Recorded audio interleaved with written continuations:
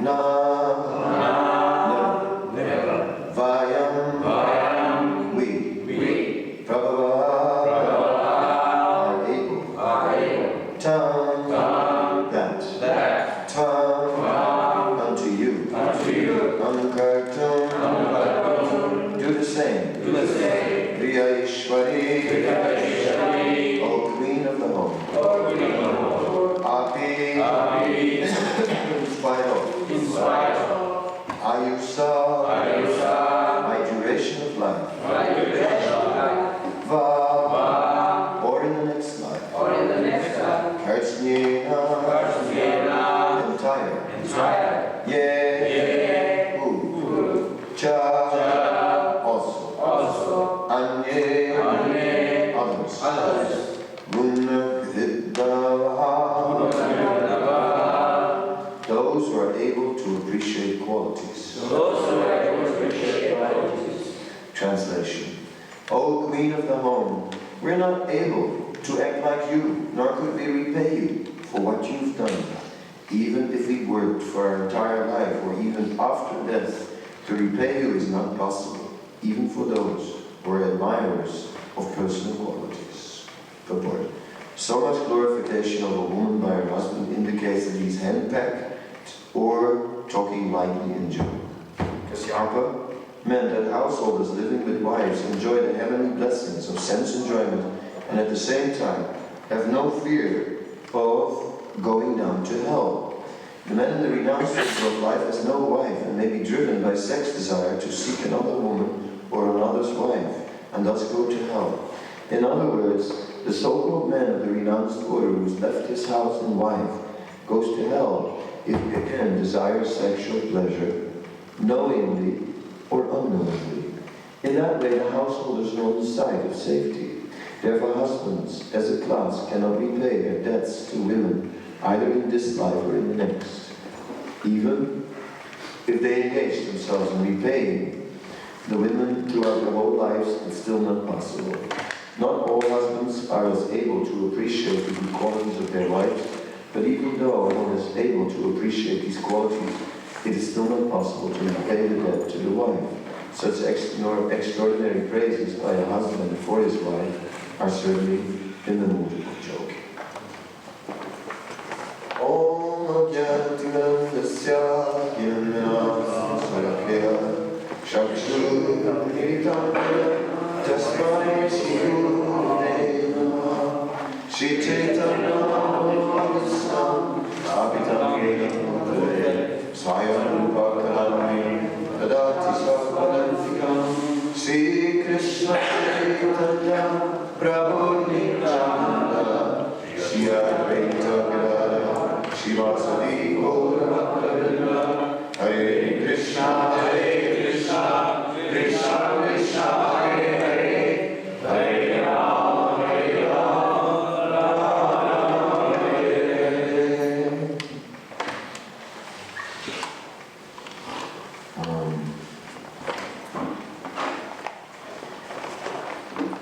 Yes, well, leaving for a moment Srila Prabhupada's statement about the hand-packed husband or the one who's talking lightly in joke and putting that on the shelf.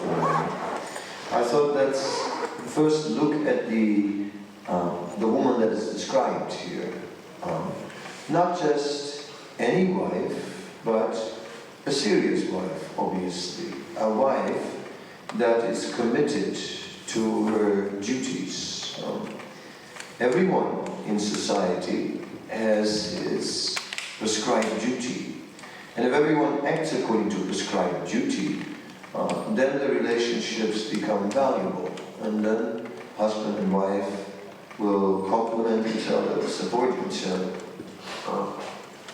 And a wife, of course, is not serious about spiritual duties, then she can also pull a man down. So, just to put it sort of in a perspective, we're looking here at exemplary behavior, both from the lady's side and from the man's side. So marriage is meant for making spiritual advancement. And when marriage is meant for sense gratification only, then that marriage is not going to be beneficial. It's going to degrade both husband and wife, and that is the Griha-medi life, where everything centers around sense enjoyment.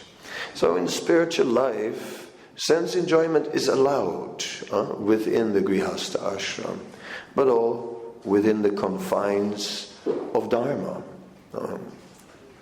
One can eat very nicely, and that is fine on a regular basis, but at the same time, it must be Krishna prasadam. Sri Chaitanya Mahaprabhu would say, he was in the renounced order of life, and he would say, just give me a little rice and a little sak from the Mahaprasadam. Just a little rice and some spinach, and all these opulent preparations, give them to the householders. Because vacha vegam manasa krodha vegam udrapasta vegam etan vegam yovisaheta dira, that tongue, belly, genitals are in one line, and we know that there is an effect.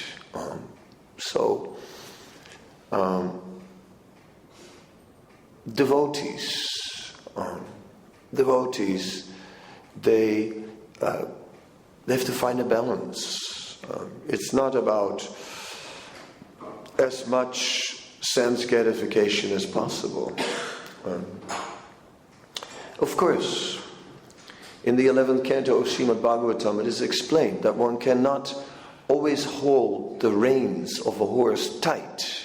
And one is pulling those reins. One has to sometimes release the reins and let the horse run and give it some freedom.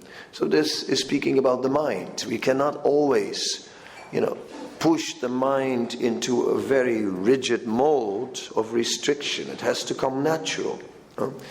Therefore, renunciation cannot be a artificial imposition. Renunciation has to come from having a higher taste, and then one loses interest in other things. Like, why bother with all these things? Just spend our time with Krishna. So therefore, the sannyasi should not take sannyas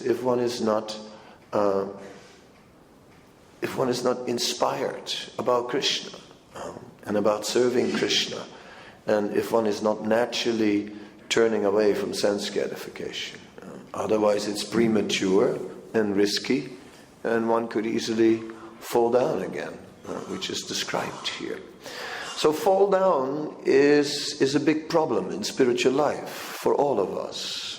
And in when the sannyasi falls down, it is like a big public thing with drums and firecrackers, and everyone is watching the whole thing, and it's all over the internet, because sannyasira alpa chidra sarvaloka gaya.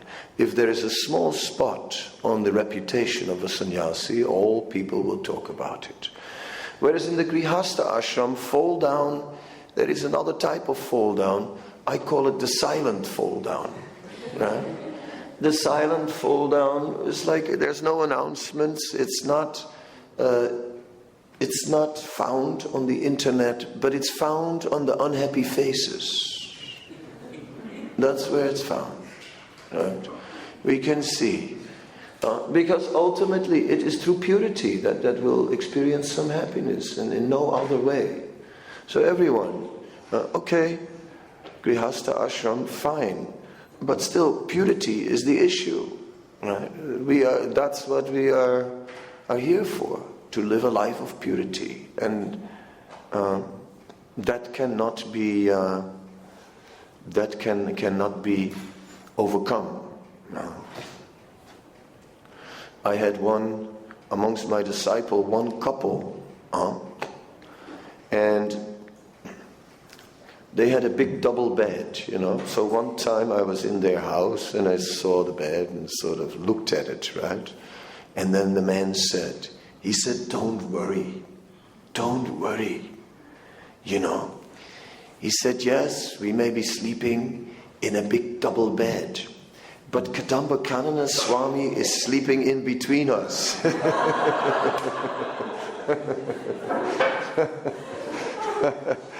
That was interesting. It's like, I never thought of it like that.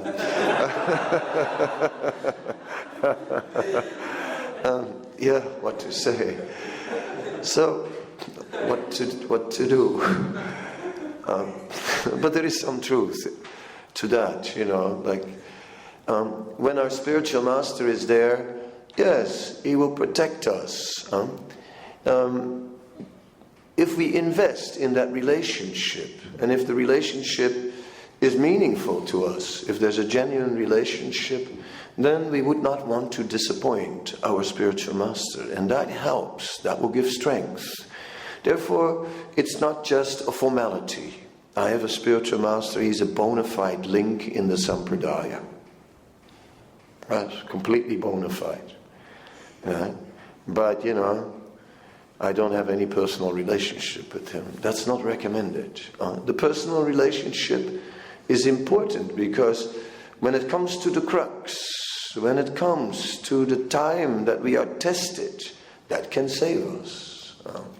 There's a story of Giriraj Das Brahmachari at the time, who was in Bombay, then Bombay, and he was responsible for looking after the Juhu land affairs, and it was caught up in legal wrangling and so on, and Giriraj was the son of a lawyer, so it was his karma. He was just naturally into legal matters, okay? And he's still very good at it. So somehow or other, that was his service. And he was so good at it that the opposing party, Mr. Nair, at one point made an arrangement to corrupt him.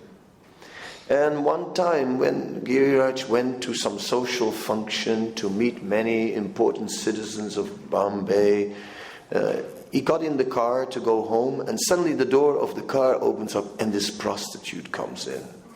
And, she is like full on, and she just sort of pushes her body into his, and he's sitting there and his mind starts spinning and he's thinking, I'm gonna fall down, I'm finished, this is it, right?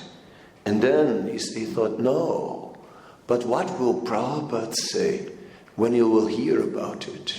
He will be so disappointed. So that saved him, that affection for Srila Prabhupada, that deep respect. So that must be there as our saving grace, because everyone is going to have some difficulty sometimes. Right? It's not that it's always going to be easy.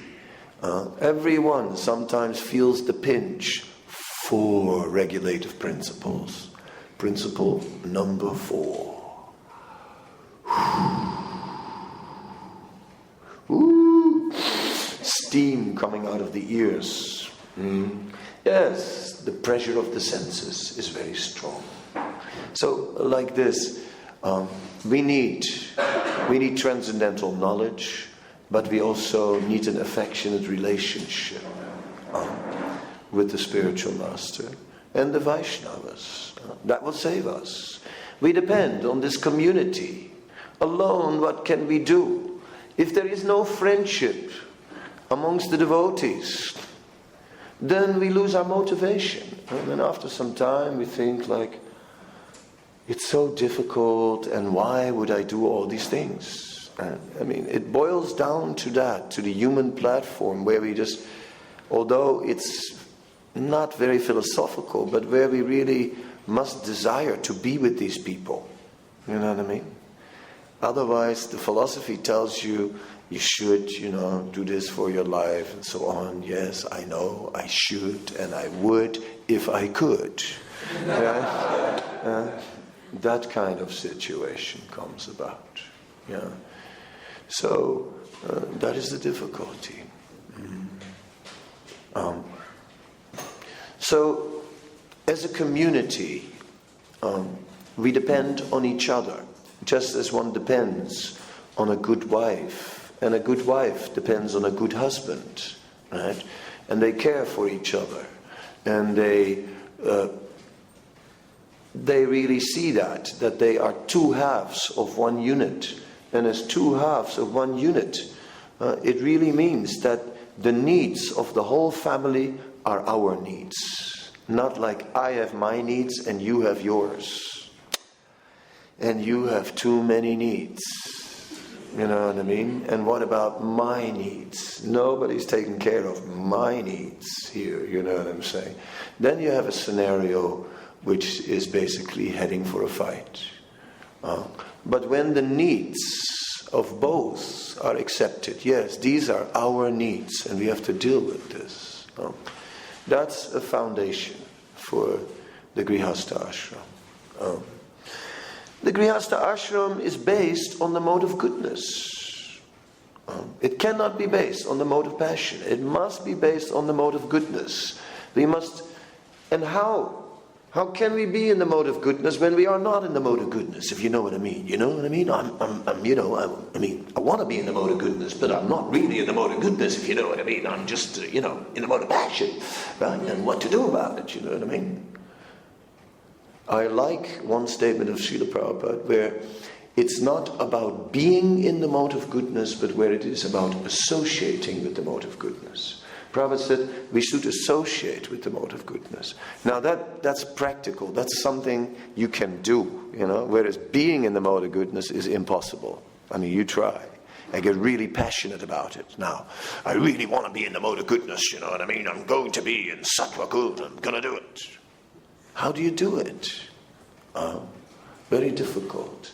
So ultimately, but this solution to associate with the mode of goodness, that we can do.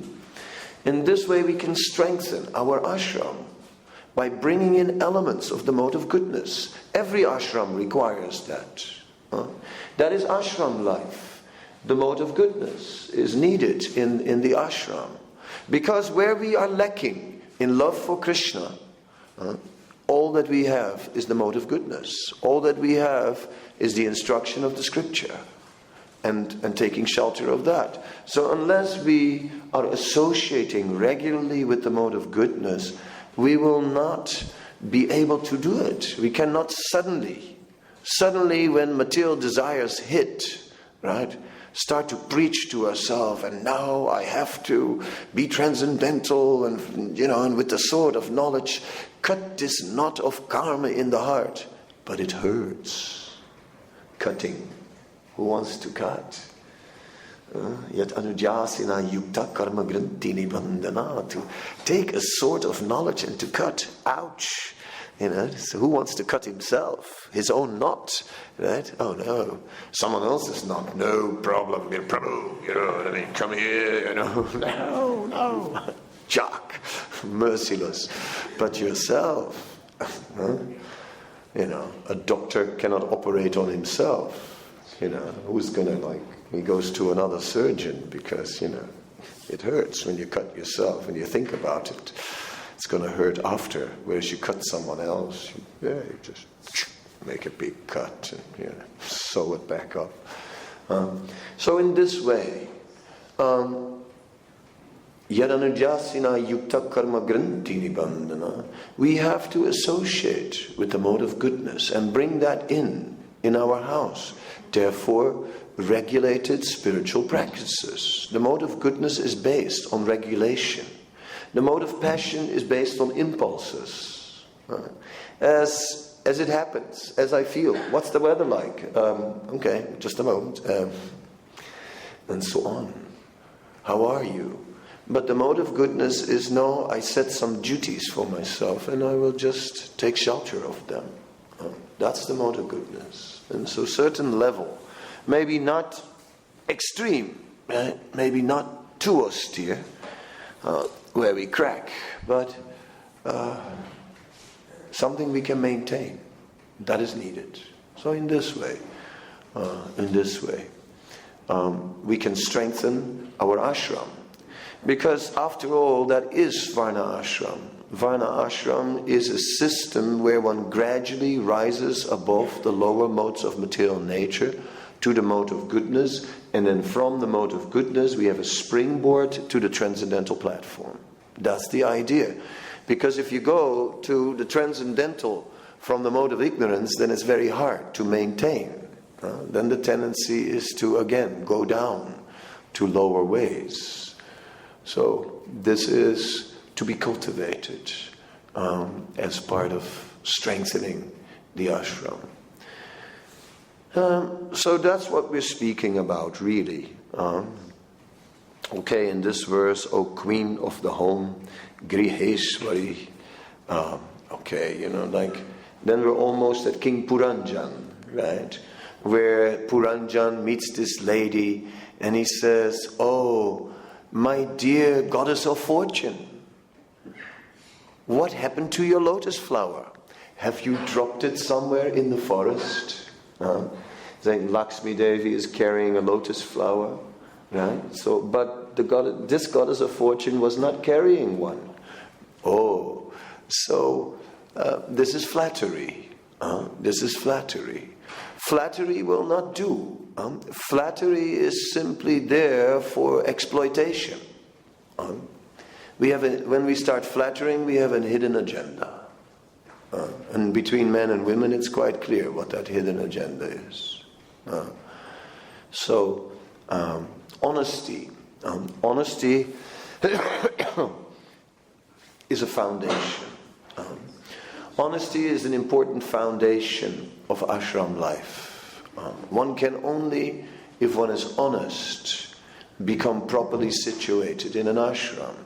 If it is based on pretense, based on show, based on impressing others, then we will fall prey to sense gratification when no one's watching. On the fast day, we will drink underwater. That story about, it was a Nirjal Ekadasi, and this one boy, he took his bath in the river, and when he was underwater, he was drinking water. No one saw, everyone saw, oh, he is so strict, he is doing the Nirjala. So how much are we doing for external recognition? When Srila Prabhupada first came to America, the people, they were impressed by him. Although it was difficult to understand him because of his heavy Bengali accent. But one person, immediately upon seeing Prabhupada for the first time, could see that this person is not trying to impress anybody. People could see. They could see it. He's not out to impress anybody. He is simply thoroughly honest. That is sadhu, to be thoroughly honest. So we must become more honest. We are not honest by our conditioning. It's not sort of taught in the world. It's not really appreciated in the modern world. Wherever in the world, honesty is far gone. That is a problem. But in spiritual life, we depend on honesty. If we are able to reveal our mind in confidence, Guyam Akita Prichati, if we're able to do so, then we can get mercy from the Vaishnavas. We depend on the mercy of the Vaishnavas, but if we're not honest, then we cannot get the full mercy of the Vaishnavas, because we're hiding. How are you? Oh, great. And 3 days later, where is he gone? He just ran away. Why? He wasn't honest. He was hiding his inner life. He had a double life. Externally a show and internally something else. So this is a big issue in our private lives, which reflects in our ashrams. So ultimately honesty has to be there, and then pick up from there. And of course, there is a minimum level of the regulative principles, and somehow or other we have to be there. And if we are not, that's not just, well, what can you do? No, that's very serious. That's suicidal. That is like, we are basically losing the opportunity. If we are not committed to the 4 regulative principles, take birth again. Come back in the material world, and good luck to you. Right? I mean, we must be serious about it. We must get out of here. The material world is heavy. Well, it's not so bad. Just wait a while. Right? Just wait a while until it hits. Right? Unexpected, it hits. No, but, not everyone. Some people, they are, suffering a lot, and others not so much. But at the end, everyone suffers. And those who didn't suffer so much will suffer more at the end, because they're not accustomed to it. They don't know how to deal with it. So we have to understand is that we have to be thoroughly thoughtful. The mode of goodness is thoughtful. We cannot be on automatic pilot. I'm a devotee, and I'm chanting, and I'm just, going to the temple, I'm doing everything. So what more is there to do? Now think. Think about this philosophy and how it applies to our life. See it everywhere. See how it touches every aspect of our life. Only then. Bhagavatam, it's not like some sort of medicine, like, oh gosh, I'm totally burned out. I'm just feeling not inspired. Quick, bring a Bhagavatam. Read it to him. Read, Navayam Prabhavastastam. Oh, yes, I already feel better. Carry on. Next verse, Atapi kamam etam te prache. It's like, no, we have to deeply think about it and apply it to our life. And the more we see how every aspect of our life is in the perspective of the message of the Bhagavatam, the more we begin to appreciate it. The more we actually realize that here I have a shelter. I have this transcendental knowledge. It always tells me what to do. And in every situation, there is a way out. So many situations, you get caught. You get caught in a situation and think like, what do I do now? Damned if you do, damned if you don't. Catch-22, go left, it's misery. Go right, it's misery. What do I do now? But the Bhagavatam is always a way out. So that is very important, that we are living with that knowledge and apply it. So the mode of goodness is thoughtful. We have to think. And we're not used to that. And in modern times, even less. We can't Google it. We have to actually think. You have to think. You can't. You have to actually think about it. What does it mean for me? How does it apply to my life? What we're reading here today, what does this mean? My lecture is basically doing that. Right? I'm basically thinking for you. Right now I'm thinking about this verse. What does it mean? What does it mean for us? See, you can read the Bhagavatam and you can just nicely read it and say, okay, we're reading about Kasyapa, interested, sage, Kasyapa, interesting personality, very powerful sage actually. And Diti, okay, Diti had some issues, but not an ordinary lady at the same time. You know what I mean? Kasyapa and Diti, powerful personalities at the beginning of the universal creation. How interested these Puranas, this ancient history, nice stories, really. It's not stories, it's not bedtime stories, Mommy, please tell me a story. No, it's not that. Of course the Bhagavatam has stories, But it's more than that. It's about life. It's about what you see. It's about everything that you see in everyday life. That's the Bhagavatam.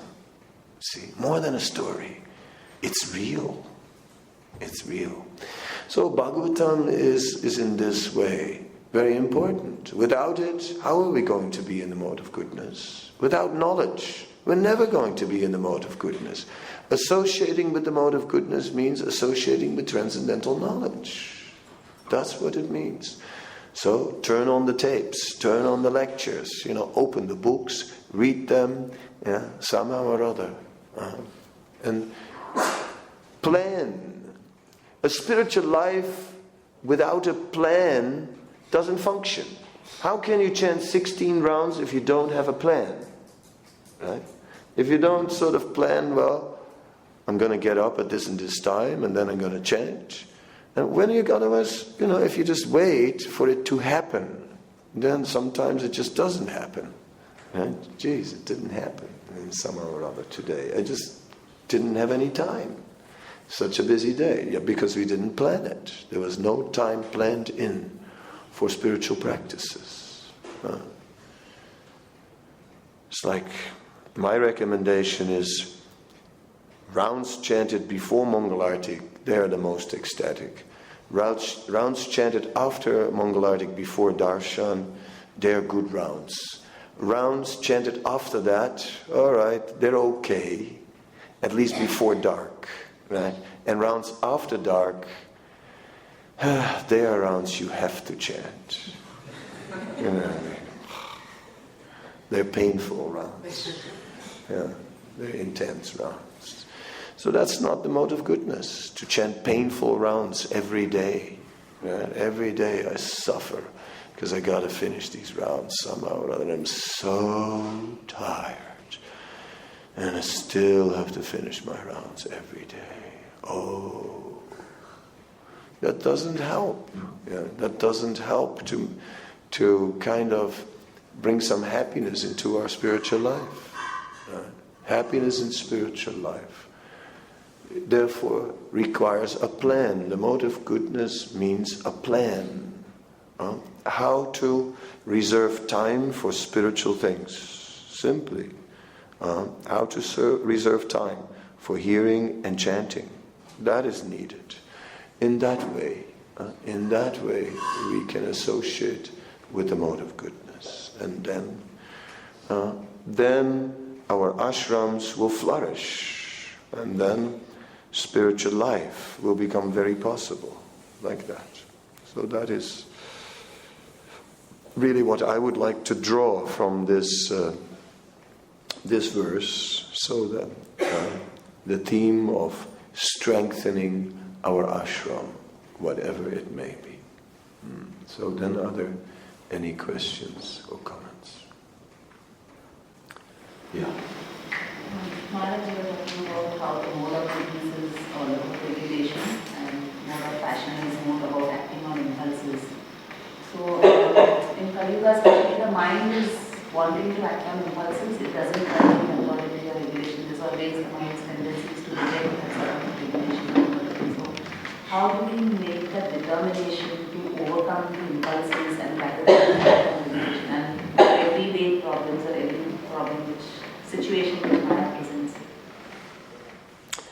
When Arjuna was in a state of mind, what was Krishna's response? Krishna's response was to show the bigger picture.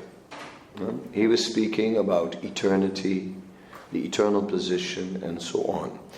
Instead of getting caught up in the small situations that we are in, we have to look at them from a relative perspective.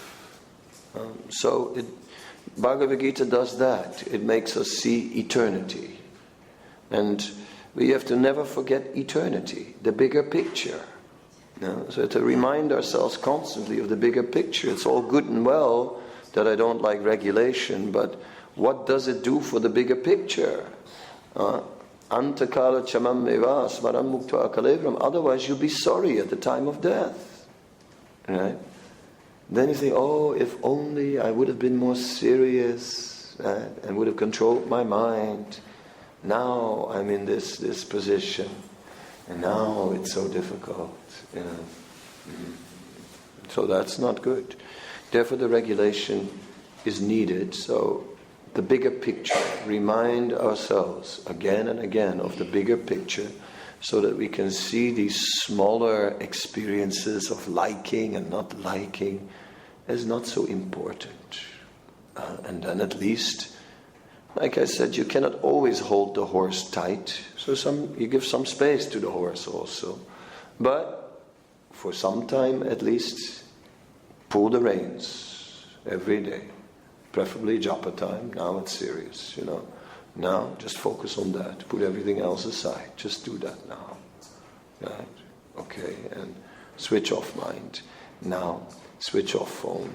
Switch off everything. Just focus now. Do this. And whether it's in the morning or in the afternoon, in the designated time. But if you have a designated time, use it for chanting. Tired? Go and walk. Right? Like that,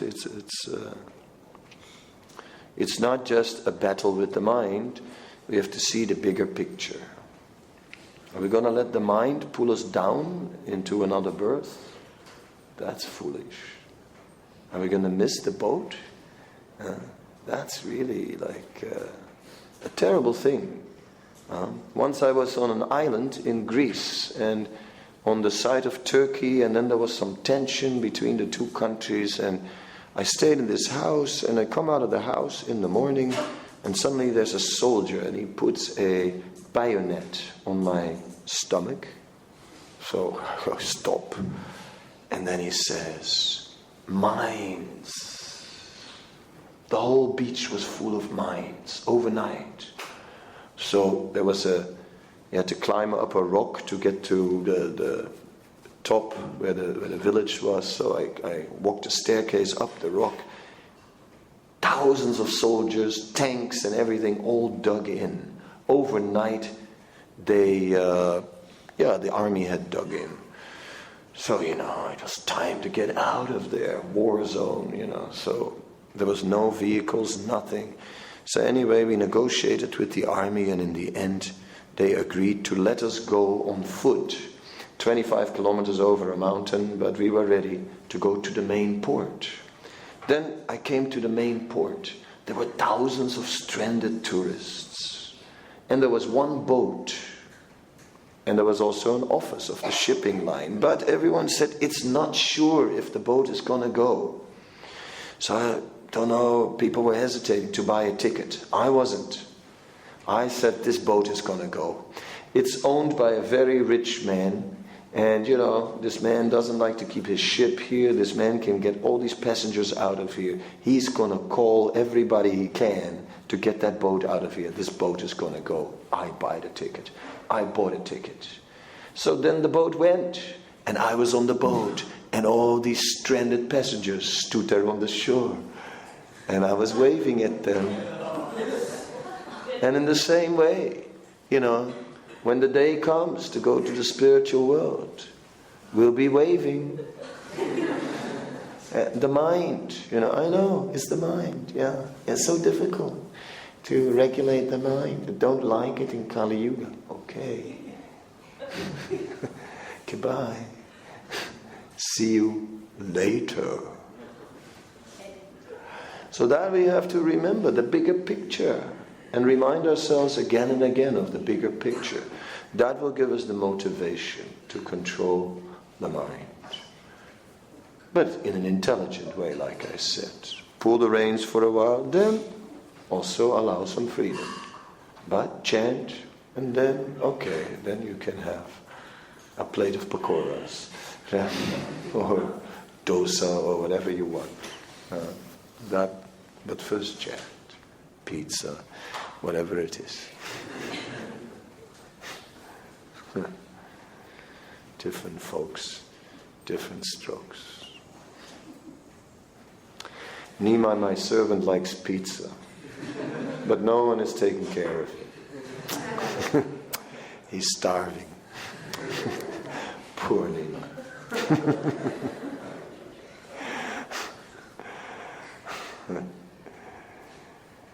Yeah. So something we must give the mind. Some things it wants.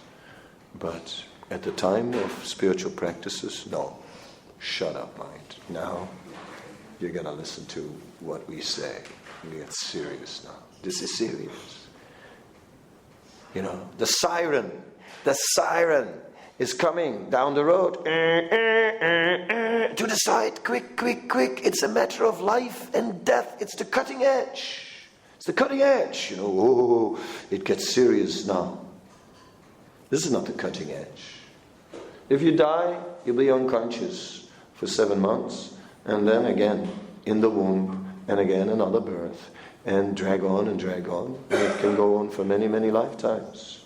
So death itself is not the issue. The cutting edge is not life and death. The cutting edge is devotional service. The cutting edge is the opportunity to go back to Godhead. Now it gets real. You know, you'd have a siren at japa time, you know, everything aside. Everybody pull over aside. We're chanting japa here. It's the cutting edge, you know what I mean? Priority over everything. That we should keep in mind. Anyone else? She wants a reply. Right of reply. Based on what you said. But, you know. Thank you, that's really enlightening. I was also when we are talking about giving the horses a little bit of rain. Yeah. So again, you know, there, how do we judge what is that little? The rain, you can give a lot of rain, but it cannot be sinful. That's where the limit is. So we limit ourselves to what is authorized. Read the label. You can eat it if the label is okay. Read the label. And if the E numbers are not right, even if it looks good, no, cannot. But if the E numbers are okay, then you can have the ice cream. No problem. Yeah, it's fine. As long as we chant Hare Krishna. So that's where we give the mind some space. You know. That's fine. These things are all right. But within the boundaries of Krishna consciousness. Therefore, I speak sometimes about the culture of Krishna consciousness. And this week, earlier on, I mentioned that things like Bharatnatyam, you know. Now, me and Bharatnatyam, right? It's sort of lost. I'm sort of lost for Bharatnatyam because, you know.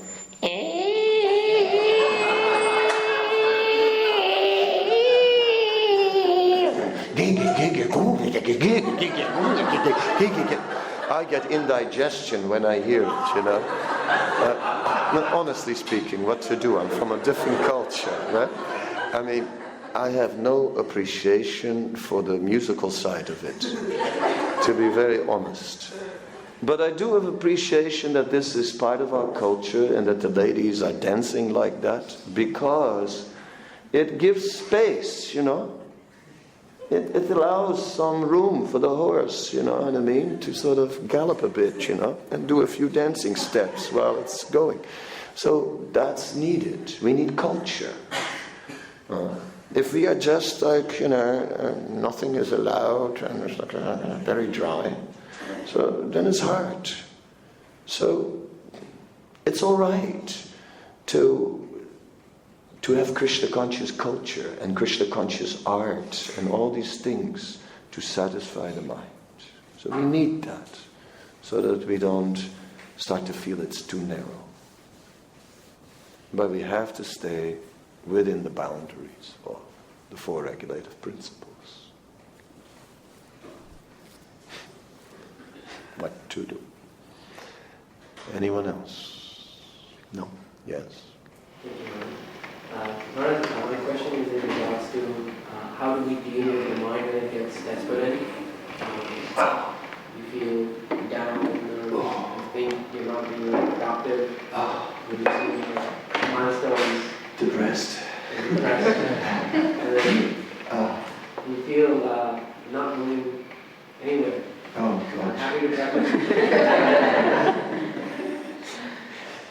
Yeah, what you do now? Give up spiritual life. That's a great solution. That will do it. That will do it. Just give up spiritual life and be an ordinary karmi, and you'll be happy, for sure. Huh? You think so? No, you don't think so. Why not? Been there, done that, doesn't work out. Been there, done that, doesn't work out. Mm-hmm. Yeah, so someone said that spiritual life may be difficult, but material life is impossible. So at that time, you remember that one. That's a good one. Material life is just impossible.